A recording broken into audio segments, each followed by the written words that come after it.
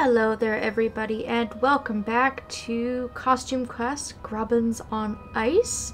Last time we got ourselves this nifty new pirate costume and it's going to allow us to move around a little bit more freely and do a couple of things. And we trick-or-treated at all the houses in this first area. So what we're going to do now is we're going to do some cave spelunking. We have to kind of backtrack to the cave area now. So I'm just going to head south and I'm going to hit this fence. This is really close by to the gate on the far east side of town. So we're going to drop down the gap here in the fence and we're going to get the crepe paper out of that treasure chest. And then we're going to backtrack back to the beginning of the area. So in this cave, when we had picked... I can't remember what we got out of this chest. I think it was the tracksuit. When we had picked that up, I said, oh, don't bother going to the right because it's a dead end. That was why. So if we remember, we just head over to the left and then we head down and we'll be out. Back to the very beginning, right above that secret cave. So this is a really good chance for me to stop by Shady's and to buy some stamps because I've got a lot of money here.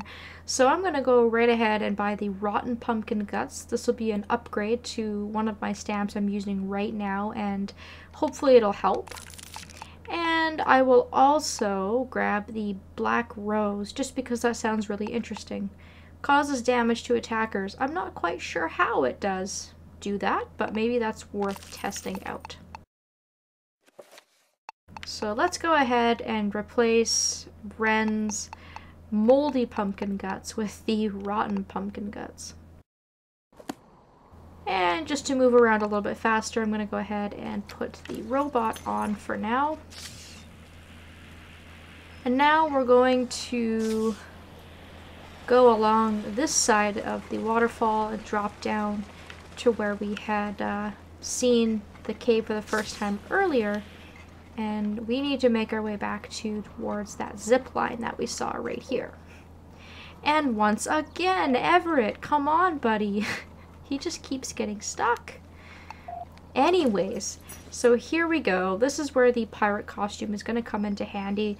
When you get up to the zip line, you can press B and your character will slide along the zip line with the hook, which is pretty nifty and fun.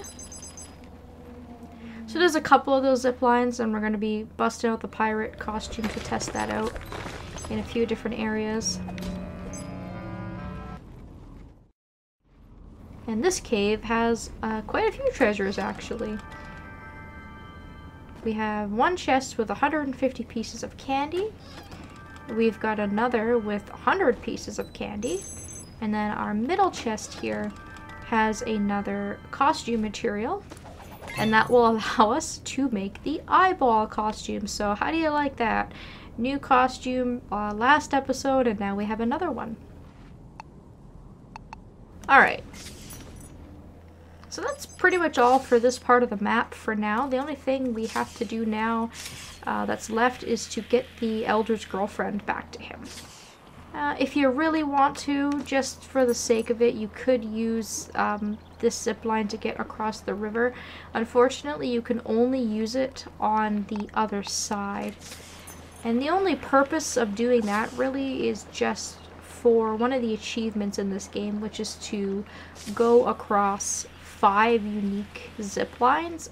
And I don't recall if there's more than 5. I'm pretty sure that there are, but unfortunately usually zip lines you can only use it one way. So in this case it doesn't really act as much of a shortcut because you have to do so much to get into that yard, but I'll show that off just because.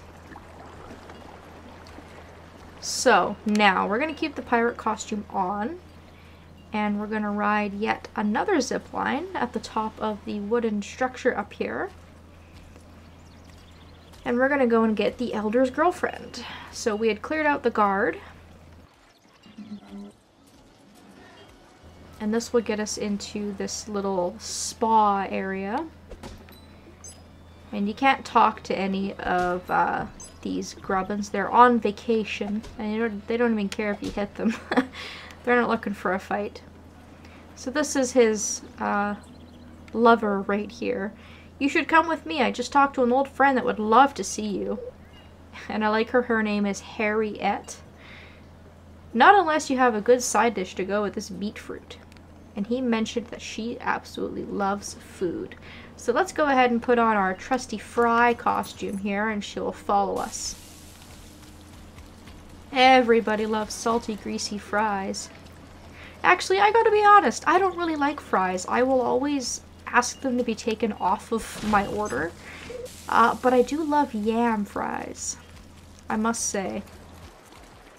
So you can lead her right over to the elder here. Baby, I knew you'd come back to me. Grubby, I didn't know you were here. I can't thank you enough, kids, but at least I can open that gate for you.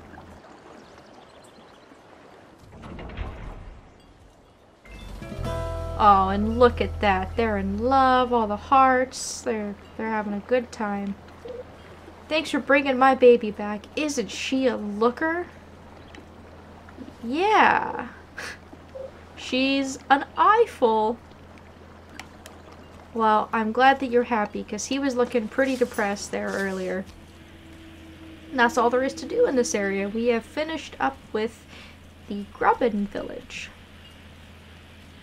So now we can move on up the hill. There is a Trowbog here that we can speak to. Glob, whose brother Blob stole some of his creepy treat cards to use as prizes in the Yeti Festival. He even swiped my favorite cotton candy card. I tried to get it back, but one of those stupid guards won it from him first. I heard you've been knocking those guards around. If you run across that cotton candy card, I'll trade you for it. I'll keep my eyes peeled. Gross! Alright. So again, up here the Trowbogs are friendly. We don't have to worry about them. And I love their names, by the way. This guy's name is Smelliot. And it is worth hitting them because their dialogue is so funny. They're just so happy to be, like, beaten up. It's hilarious. There's another one of our kids here. Just kind of south of this first house that you see.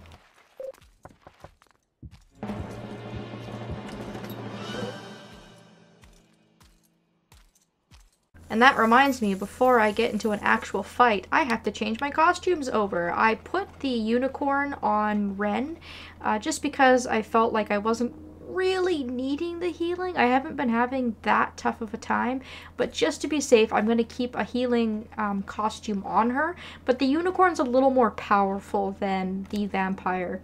So we will leave her with that in case we really do need the healing. I'm going to put the pirate onto Reynold, and then we're going to take out the eyeball and try that on Everett.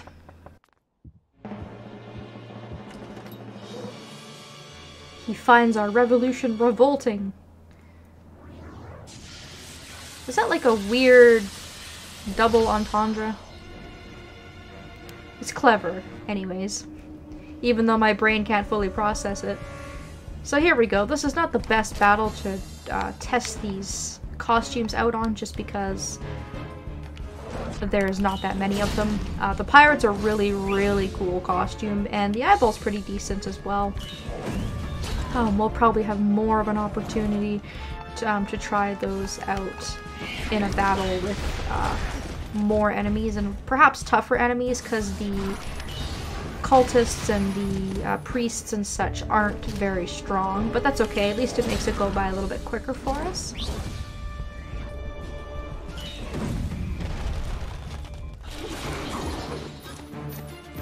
So we got the cotton candy card. We can go back and talk to that Trowbog and give him his card right away if we'd like to, and we might as well before we forget. I'm so glad I didn't go with my first impulse to eat you. How about this red hot foam card? Yeah, please don't eat me. I probably don't taste very good. So let's just ignore this side of the village for now with the ramps. Let's just do some trick-or-treating. We'll do that first, because there are more side quests and stuff like that that we can pick up in this area.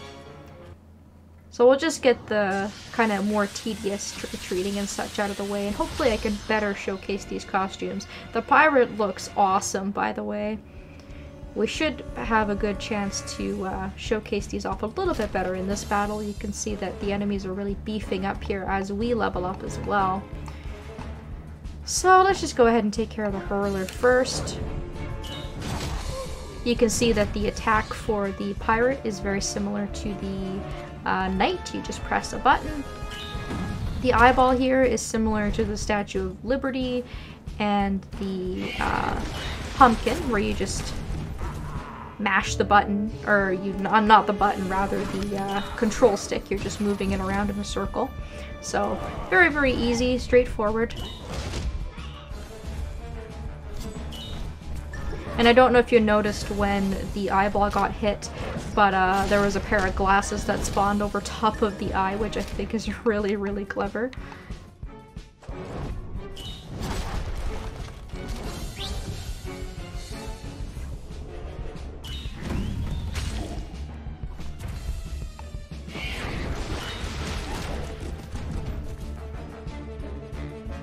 So this poison damage is helping us out wonders. It's doing a great job. I just upgraded that badge on Ren when we had purchased it, and I think it's a pretty good choice because it's helping us along pretty significantly. And now that we're on turn 3, we have our specials available, so let's use the pirates, which is called Dead Men Tell No Tales.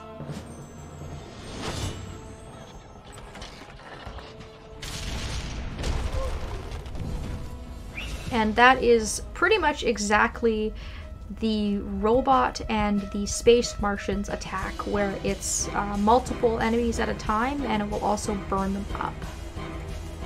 So let's also try out the eyeballs special while we're at it, called Niagara Falls. The eye makes himself cry, and then he attacks a group of enemies. So both of those costumes have AoE type attacks. And if you're looking just to maybe get a break from either the knight or the robot and kind of change things up, the pirate is a really, really good costume to do that with, because it has the attack pattern of the knight, but it has the special attack of the robot, and it's a really good costume to use. I quite like it. It's probably one of my favorites, just because they've done such a good job with how it looks. It looks really cool, and it feels just really fun to use. So we've already kind of trick-or-treated at all of the houses in this little square here. And if we keep going to the west, there's a Trowbog guarding this ramp. Sorry, Pipsqueaks, I can't let you in without express permission from the Grubbin Elder. This is a UNESCO World Heritage Site. That's impossible. Repudia isn't even a country. We got an exception because this site is so awesome. I'm sure you did. I'm gonna go ahead and just attack this guy, just to get him out of the way, because obviously we're gonna have to go through that gate at some point. I'll keep the eyeball in for a couple of more fights just because it's new. I don't see myself using it throughout, though. Like, the pirate's probably one that I would either replace the knight or the robot with. I would much rather use the pirate than the space Martian. But there's nothing really all that special about the eyeball.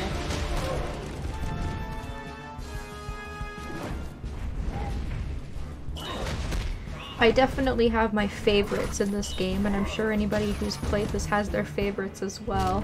I do try to use different costumes, and I like that some of them have very, very like specific uses, so that they do get used and you get to see them, but I definitely have the ones that I use more than others.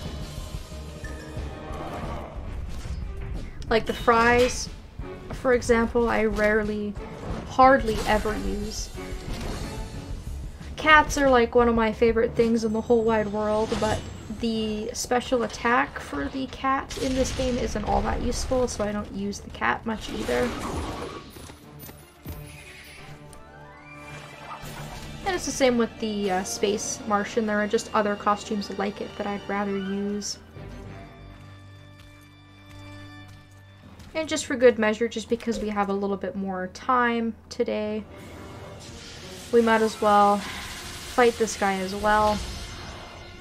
And if we take care of him, we'll have taken care of all of the enemies up here in this Trowbog area, and then we can speak to the Elder before we end things off.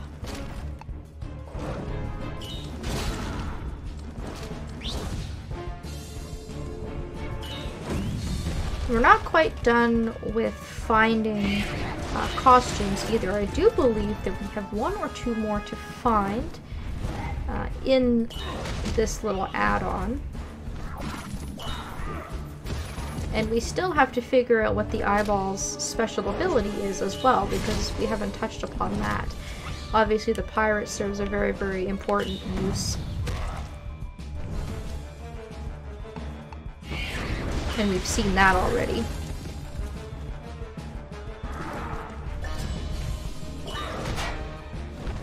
I also like the pirate's block and how the letterings of R come up as well when he attacks. It's just a very kind of more like fancy, well animated, really good looking character. I also like that it's like an undead pirate.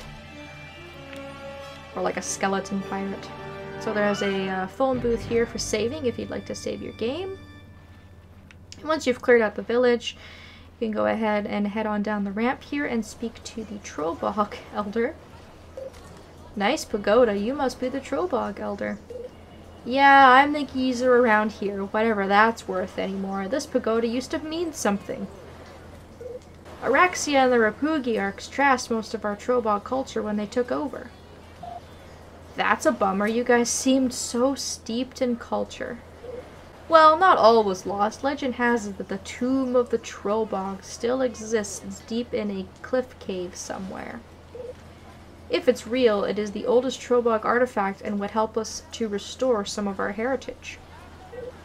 But we can't get to it because we're too fat for the rickety catwalks. Why are you looking at me like that? You think we want to go on those rickety catwalks? You will? What heroes? You can find the catwalks on the west side of town. Get moving. Wait, I didn't say... Oh, alright, fine. We'll look for your crusty tomb. Trowbog morale depends on it. Alright, so that was the area near the gate that the guy wouldn't let us by a little bit earlier. If Araxia were here, I'd slap him in the beak. You popped one of the boils I couldn't reach. Thanks. That's gross. I do, like I said, I really just enjoyed like hitting the Trowbogs because it's really funny just with their dialogue and such. And I thought this guy had candy, but he doesn't. So one more for the road. This fight shouldn't take us too long because there is a cultist, which are usually pretty weak. And I'll probably start cutting out battles again, and if I run into any overworld enemies, I'll fight them. Because we haven't seen any new types aside from the 4 that we've been introduced to.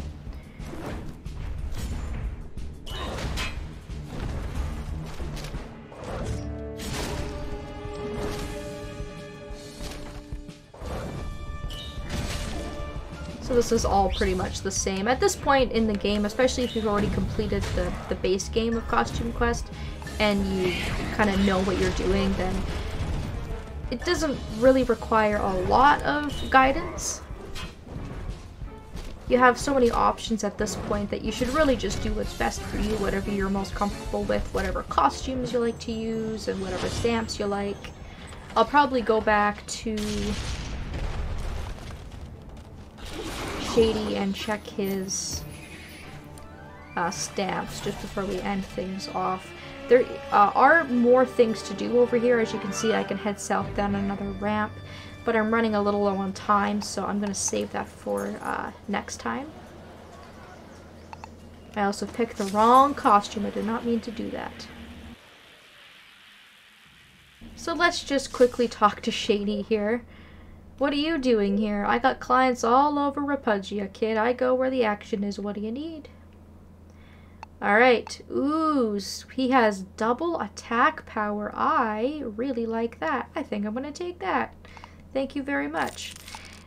He also has increased defense and greatly increased defense. We might as well take the upgrade because we can afford it.